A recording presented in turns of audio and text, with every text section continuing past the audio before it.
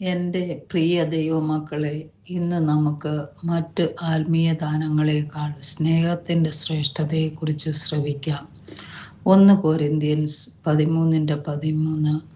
ആകയാൽ വിശ്വാസം, പ്രത്യാശ, സ്നേഹം ഈ മൂന്നും നിലനിൽക്കുന്നു. ഇവയിൽ വലുതോ സ്നേഹം തന്നെ. കോരിന്തിലെ സഭയ്ക്ക് അപ്പോസ്തലനായ പൗലോസ് എഴുതിയ സ്നേഹത്തിൻ്റെ അധ്യായം എന്നാണ് ഈ അധ്യായത്തെ പലപ്പോഴും വിളിക്കുന്നത്.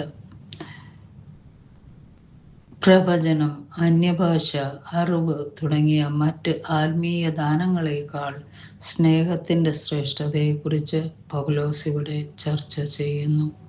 ക്രിസ്തീയ ജീവിതത്തിനും സേവനത്തിനും സ്നേഹമാണ് അനിവാര്യമായ അടിത്തറയെന്ന് അദ്ദേഹം ഊന്നി പറയുന്നു. ഈ വാക്യം ക്രിസ്തീയ വിശ്വാസത്തിൻ്റെ നിലനിൽക്കുന്ന ഗുണങ്ങളായ വിശ്വാസം, പ്രത്യാശ, സ്നേഹം എന്നിവയെ സംഗ്രഹിക്കുകയും അവയെ ശാശ്വത പ്രാധാന്യമുള്ള ഒരു സന്ദർഭത്തിൽ സ്ഥാപിക്കുകയും ചെയ്യുന്നു. ഈ 3 ഗുണങ്ങളും ക്രിസ്തീയ നടപ്പിൻ്റെ കേന്ദ്രബിന്ദുവാണ്. അവയുടെ പ്രാധാന്യം ഭൗമിക അനുഭവങ്ങളെ മറികടക്കുന്നു. ഇവയിൽ ഏറ്റവും വലുത് സ്നേഹമാണ് എന്ന പൗലോസിൻ്റെ നിഗമനം കാണിക്കുന്നു. വിശ്വാസവും പ്രത്യാശയും അടിസ്ഥാനപരമാണെങ്കിലും സ്നേഹം പരമമായ പുണ്യമാണെന്ന് കാണിക്കുന്നു. കാരണം അത് ദൈവത്തിൻ്റെ സ്വഭാവമാണ്. എല്ലാ പ്രവർത്തികൾക്കും ആത്യന്തിക പ്രചോദനവുമാണ്.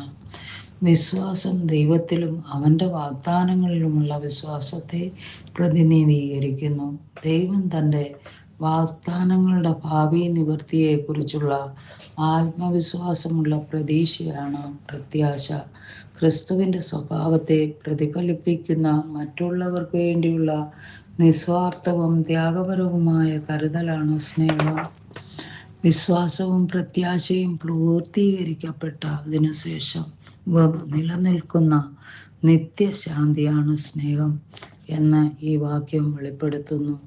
യേശു മടങ്ങിവരികയും എല്ലാ വാഗ്ദാനങ്ങളും സാക്ഷാത്കരിക്കപ്പെടുകയും ചെയ്യുമ്പോൾ വിശ്വാസത്തിൻ്റെയും പ്രത്യാശയുടെയും ആവശ്യകത നിലനിൽക്കില്ല. എന്നാൽ ദൈവത്തിൻ്റെ സ്വഭാവത്തിൻ്റെ സത്തായ സ്നേഹം എന്നേക്കും നിലനിൽക്കും. അതിനാൽ ഈ ഗുണങ്ങളിൽ ഏറ്റവും വലുത് സ്നേഹമാണ്. നമ്മുടെ ജീവിതത്തിൻ്റെ അടിത്തറയായി സ്നേഹത്തെ നാം തിരിച്ചറിയണം. ബന്ധങ്ങളിൽ ഒരു പ്രേരകമായി സ്നേഹം പ്രവർത്തിക്കുന്നു. അത് ഐക്യം കെട്ടിപ്പടുക്കുകയും സമാധാനം കൊണ്ടുവരികയും ചെയ്യുന്ന ഒരു പ്രവർത്തനമാണ്.